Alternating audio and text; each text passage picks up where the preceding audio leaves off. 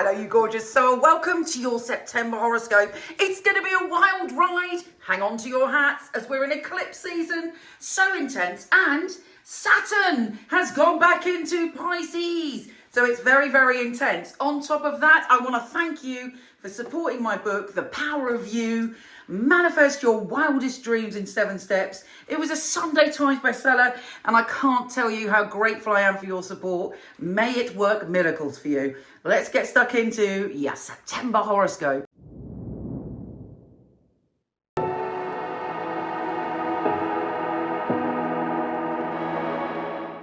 Virgo, wow, this is such a fascinating month for you. I mean, it is full on. Obviously, it is eclipse season, and there is a solar new moon eclipse in your sign.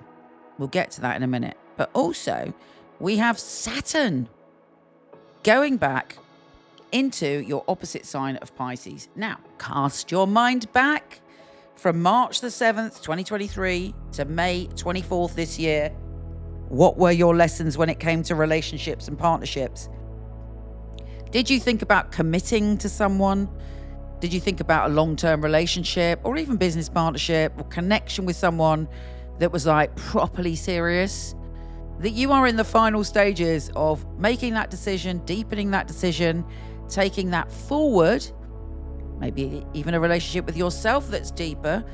But whatever it is, from the 1st of September until February next year, you're at a peak of that lesson about commitment in relationships and what it means to you. How was it?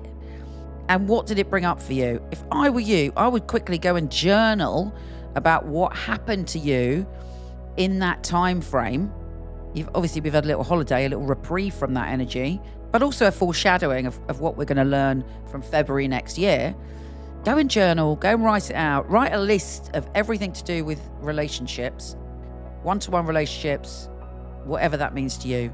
Can be best friends, can be lovers, can be business partnerships, and really get your head around what went on, because it's going to, escalate from now until February, and it's super important. You can't get out of it. And one of the reasons you can't get out of it is because the eclipse, the solar eclipse in your sign, is going to bring it to a head. Anything that's been hidden, get revealed. Anything that you are trying to step away from, like the old you can't hang on to the old you anymore. You're a brand new you. You are having a revelation about your future, and it's so important. Everything you say now is sticking, and you need to make a decision about who or what you're going to commit to, basically. And regardless of anything else that's going on this month, those are the two crucially important things to put your focus. And if there's ever been any caution about really committing yourself completely, you're going to be able to deal with that now. If there's anything been hidden, any lies, any deception, any illusions, we're all very good at kidding ourselves, will be brought into the daylight after this eclipse. And you will know where you stand, as will other people. So it's important that you're true to you, you're true to yourself, and that you're true to what and who you love. And if you do that, oh my God, it's a rebirth for you, baby. You're coming out of this, and you're just going to feel completely clear, powerful, and a brand new, dazzling version of you. And it really is full on. Now, if that wasn't enough, Mercury, your ruler, goes into your sign on September the 2nd, which makes you incredibly charming. Your words are spells, so wield them well. The universe is all ears in what you're thinking and feeling. There's also some opportunity that comes up, or some big change connected to your career. If you're not working, it's connected to your view of the future, how you see yourself, your reputation. And decisions have to be made. And it may be that something's offered to you out of the blue that you did in the past, because Uranus is going retrograde. And of course, Uranus is in your sign, shaking things up. Not in your sign, sorry. Uranus is shaking things up and bringing about great and extraordinary things. And it's all about your career. I'm back on track now, darling. Uranus threw me for a moment.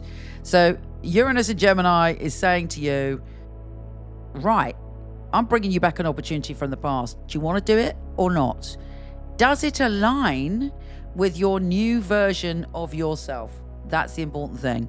And then the next day, we have the full moon in your opposite sign of Pisces, the total lunar eclipse in your relationship zone, same as Saturn, and it's opposing your ruler Mercury in your sign. So a lot of things are going to come out on that lunar eclipse. And again, you'll be clearer afterwards, but it might feel like you're on a ghost train, you know, little few jump scares, but ultimately when you come out the other end, you'll be very clear about what you want. But you have to honor this eclipse, and you have to face your fears to be able to make the most out of it, because it's happening. You know, it's like giving birth. We can't get out of it. It's happening. So embrace it, darlings, and go through it with courage in your heart. Straight after, well, from the 12th, we have very good vibes. We have the Sun sextile Jupiter. Oh my goodness, couldn't be better. Obviously, the Sun's in your sign. Could not be better. And great opportunity. If you're doing anything that involves groups of people, you're going to come out the superstar. You might even be thrust into the spotlight. But, you know, you will be seen as a leader around the 12th of September. Mercury in your sign is also sextile Jupiter as well. So your words are powerful. If there's anything you want to put out there into the world, publish something, do a talk, anything like that, should be supremely good. Now, if that was not enough, we have a Kasami, whatever you want to call it. When the Sun and Mercury join forces in your sign, it's one of the most powerful, beneficial, incredible times. Some of you got to say it on that day, because you're surrounded by the good vibes. I mean, this month is a game changer for you, for sure. Then we have Venus sextile Mars, which is all very good. You're feeling very in tune with your emotions. Okay, Mercury is opposing Saturn. You have to really, again, make decisions around your relationships. Now, Mercury leaves your sign. It didn't stay there very long, so make the most of it. You know, make sure you've said everything you want to say before the 18th, when Mercury enters Libra, and it means you have to stick with and ground whatever decisions you've made. A little bit tricky as Mercury is opposing Neptune, but it is trine Uranus. So unexpected information, just stand in your power and you'll be fine. With Mercury trine Pluto, you should be able to do that.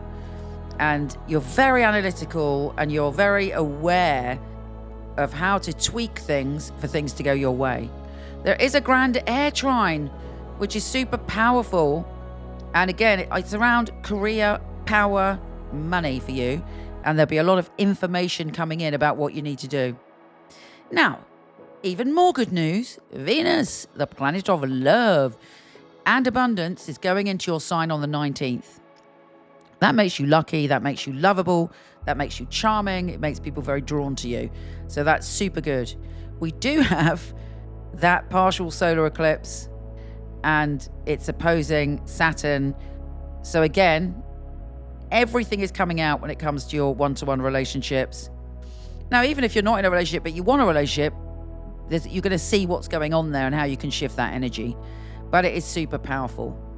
Mars goes into Scorpio on the 22nd, and you've got a lot to say. You could even end up being a little bit argumentative from then towards the end of the month. And it ends with a grand air trine, where again, you are really persuasive when it comes to pushing yourself forward into the spotlight and other people listening to you. And, well, it's more powerful than that. You'll get lots of ideas. You're going to download ideas. Your mind is alive with wonder and magic. I mean, what an extraordinary month. I mean, I would imagine this is the most powerful month of the year for you. So do make the most of it. Understand your power. Understand you're a magician. Okay, my darling, do come visit me on Instagram at Michele Knight, where I do daily updates. And I can be a little bit more intimate. We could have a conversation there. Take care, gorgeous, and I'll speak to you soon.